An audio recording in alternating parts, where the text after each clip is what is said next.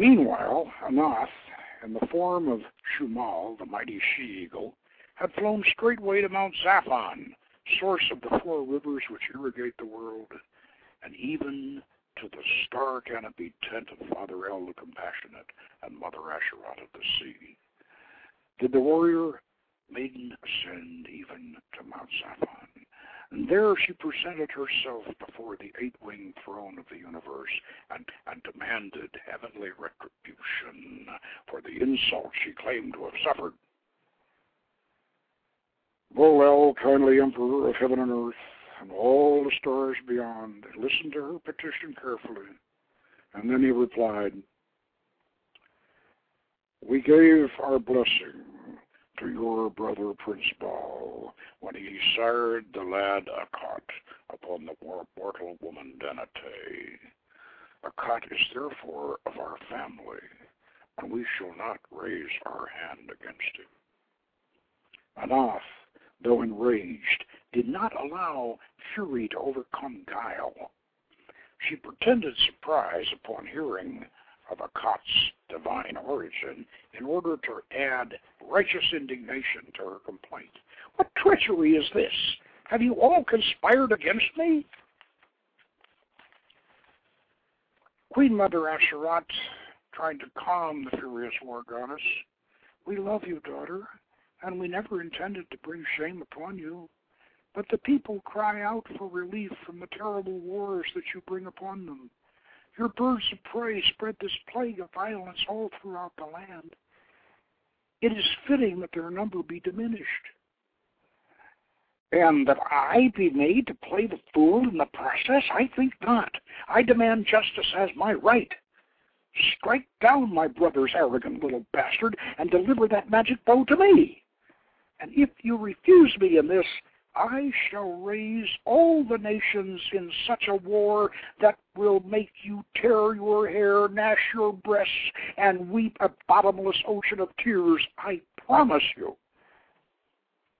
In that moment, Father El Latapon looked older than the span of eternity, sadder than all the bereaved who ever wept, for he felt the fears and the miseries of his human children upon the earth, and he regretted not always being able to save them from their follies and their excesses.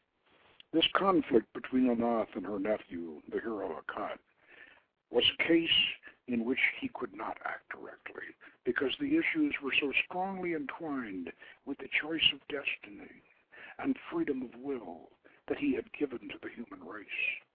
The Lord of the universe would have to stand clear and let this drama play out. We will take no part in this quarrel. We will not condemn the hero Aqhat, son of Baal-Hadad, nor will we place any restraint upon you. Go forth and do what is in your heart, my daughter. No one will stay your hand." Anath trembled in pent-up anger. Father El had called Aqhat a hero and had named him son of Baal, while giving her permission to commit a terrible crime. The Father of the gods had laid a trap she dared not step into. She bit her lip and smoldered in silence as a devious plan grew in her mind. Then at length she said, "Anath will not kill your little darling. Aqhat's precious blood will not be spilled in Daniel's house or in the furrows of his fields. But I will have justice. Be assured of that." In King Daniel's palace at Runyon, in the dark, silent night, Prince Aqhat was caught in the spell of a strange, erotic dream. He lay motionless as a pale, voluptuous young woman with lustrous dark hair and a face as round as the moon leaned down over him and kissed his lips. Her breath was sweet and warm on his cheek.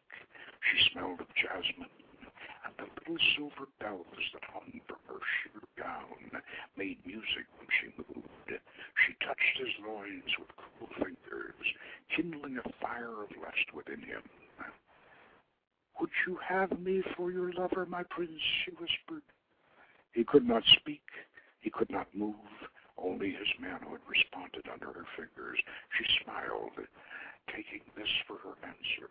"Then you must ask quickly, for I am to become a bride of Yarick, one of the ever-chaste Aqhat, on the first full moon after summer solstice. The only time that you could hope to spirit me away would be during the dark of the moon 3 days hence. You must set forth at once on your journey. Make your way north in all haste to the city of Abilene, where stands the Tower of the Moon, and there I shall be waiting." Aqhat suddenly cried aloud and sprang up from his couch. The memory of the dream was vivid in his mind. He was burning with lust. To steal a virgin dedicated to the moon god was an evil act that no god or man would condone.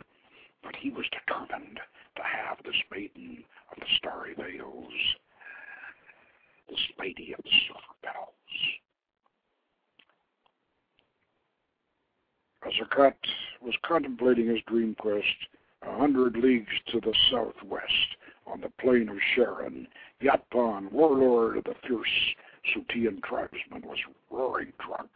The bronze scythe blades, fixed to the hubs of his chariot wheels, still dripped with the blood of the rebellious villagers who had dared to refuse him tribute. He sat sprawled in his tent amid the pitiful treasures looted from his victims, while his red-veiled minions dragged the captured maidens of the burned-out villages before him and stripped them naked for his inspection. "If I find no virgin among them, then bring me the boys," he shouted, and his men laughed at their commander's crude joke, which was hardly a joke given Latpan's voracious appetites. The warlord finally selected a doe-eyed maid, not yet 12 years of age, to be flower. He waved the rest of them out of his tent, and he pulled the frightened child into his crushing embrace. But then a marvelous thing happened. His perched hunting falcon suddenly began to grow. The bird's beak burst forth from its hood, and the creature spread its wings, 4, 5, and then 7 cubits wide from tip to tip.